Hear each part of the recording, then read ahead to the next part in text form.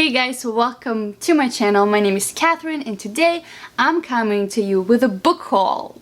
I have been accumulating books like crazy. I've been going and buying books from different places because I don't know what else to do with my life than just, please myself at all times, every day. Yes. Let's just get into the books that I accumulated during the month of August, and I have so many exciting books. The first book that I'm gonna talk about, it's so exciting to me because it's by a debut author, and she was so kind enough to send me a copy, and it's When They Bully by Regina Ann Smith. This is her first ever written book, and it talks about such important topics. This book follows a guy named James who is raised by really racist parents, and he gets friends with this African American boy from his school, and stuff just gets really messy. This book also talks a lot about high school bullying and teen pregnancies, and it deals with so many important topics that I think everybody should read about and talk about and not disregard, and I'm so excited to get my hands on it. This is such a short book, but I think it's gonna be so important and very powerful,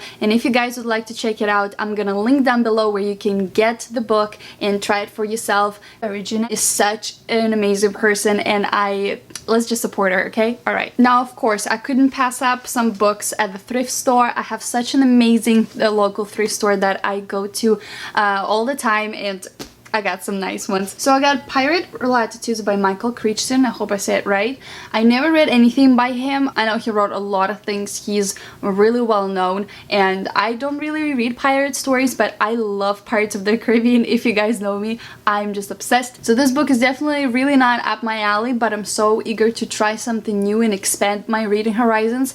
And I saw this and I was like, that sounds really cool. That looks pretty cool. Then I got The Secret Life of Bees by Sue Monk Kidd. This is one of the classics of books that you just need to read at some point of your life. It's set in South Carolina in 1984, and it's about this girl whose mother were killed, and she's just like dealing with it, and it's a very important book to read, and so I'm so excited that I was able to find a copy in the thrift bookstore. Yes, so exciting. Yes. Okay, watch me reading it at some point in my life. Then I got The Child Finder by Reen Denfield. I've heard some people talk about this book. This is a mystery thriller. I think somebody get lost in the woods and they go and look for this kid who ran away and got lost. I actually did not heard such great reviews of this book, but I am just so eager to still try it. I think it's set during the winter time, so I think it's gonna be perfect, closer to like December, January to read this one. Yes, I'm excited, and I love the cover is so beautiful. The next book definitely doesn't look like something I would pick up on my own, because I didn't. This book was recommended to me by my friend, and she was saying The Little Princess by Frances Hodgson Burnett is one of her favorite books she ever read. This is a very old copy. I don't even know when it was published. It says Barnes & Noble Classics, and I don't think you will be able to find a book like this in a Barnes & Noble anymore. It's one of the first prints. I don't know what's the story, who it's following, but she was saying this is one of her most powerful books you will ever read, so I decided, okay, I'm gonna recommend you a book, and I'm gonna grab the book that you recommend, so I'm so excited. I hope I like it, because I'll be such a horrible friend if I don't. Then I got my hands on Room by Emma Donoghue. Hopefully I pronounce it right. Guys, I'm sorry, I'm really bad with names. This is one of the like controversial books. I know there is a film, and I know it's following a kid during some circumstances, and I know the book is kind of written like it's by the kid. That's what I've heard. I might be wrong. Yeah, I might be wrong. It's hit and miss if you like it or if you don't. A lot of people love it, and so yes, it got a lot of awards, so I heard about this book, and when I saw this I was like, okay, I'm picking it up. It's time to read you. Yes. And then I found one of the most exciting things in the world. It's No Exit by Taylor Adams. This actually copy, as you can see, is book of the month, so somebody received it in their package and they're like read it or didn't read it and just donated the book, which is great. Do that all the time. Let other people find amazing books. So this is a mystery thriller. It says right here, 13 hours, 4 strangers, 1 missing child, no exit. she knows her odds, she'll fight anyway. And I've heard so many great things about this book. People have just been raving that this is amazing. I never heard anyone saying anything bad, so it's supposed to be great. Also set during like winter storm. I think they get stuck somewhere and the child goes missing, and so they have to kind of like survive also and try to help this child, and yeah, it gets messy. Hopefully I'm loving it because I love myself a good mystery thriller. Yes, amazing. Then another amazing and incredible thing happened to me. I went to the Dollar Tree again and I found Into the Drowning Deep by Mira Grant. Can you imagine? This is supposed to be like a horror sci-fi about like the sirens or something like this. So it sounds really cool.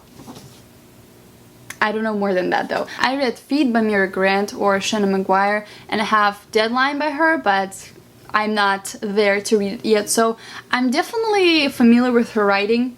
Exciting to see what she does with horror. Hopefully I'm spooked. Yes, I love myself being spooked. And lastly, I visit Barnes & Noble because, duh, there's no book haul without Barnes & Noble, so I got myself a few books. First one is Flowers for Algernon. Hopefully that's right, by Daniel Keyes, another one of the classics that you just must read in your lifetime. Hold on. Okay, so I think I'm mixing up this one and The Room. So this one was written like by an educated person, and I've heard that as the book progresses, the writing becomes better. So like when you start reading, there's a lot of misspells and mistakes and wrong words used, and as something happens, the person grows or gets smarter, the book also picks up and becomes better as like the writing style and everything. So highly recommended by everyone.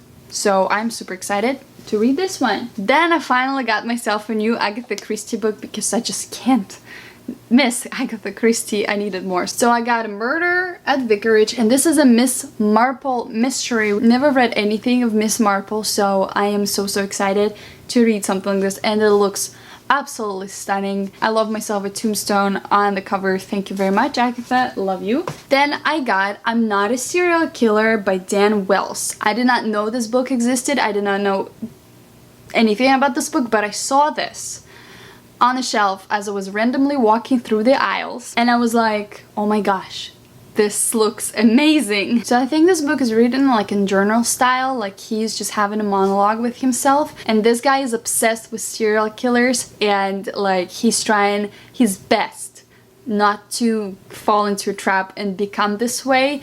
And I think it's like his internal struggle of not go and kill a bunch of people. I think that's what I've read from the back, and it sounds amazing. I love myself messed up characters. I love myself uncertainty of what's gonna happen. I love myself a mystery, so I think it's gonna be amazing. I think it's gonna be great, so got that. And the last book that I got is actually YA or middle grade. I'm not sure. I think it's YA. I got it the YA section. It's Arena's Children, and this is not the like original book, original writer. This is actually a young reader's edition. The original story was written by Tiler Mazzeo. Hopefully I said it right. I don't know. It's cursive. I don't know cursive, sorry. And this is like a simplified version of that story. What was that film? Sandler's List? It's about this guy who was saving Jews and putting them to work in his factory, and that way saving them from, you know, concentration camps and being dead. And he was saving and transporting Jews. She was kind of doing the same thing, but with children. She was saving Jewish children from Warsaw during the World War II and kind of just saving lives. I don't know what exactly she was doing, that's why I got the book, but yeah, super excited. Another historical fiction. I love myself a historical fiction, so I didn't know it was a simplified version of another book.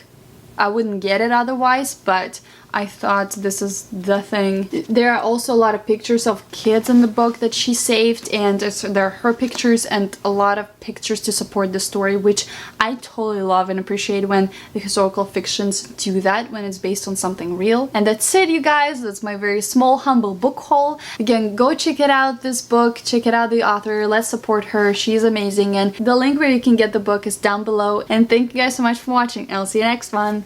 Bye!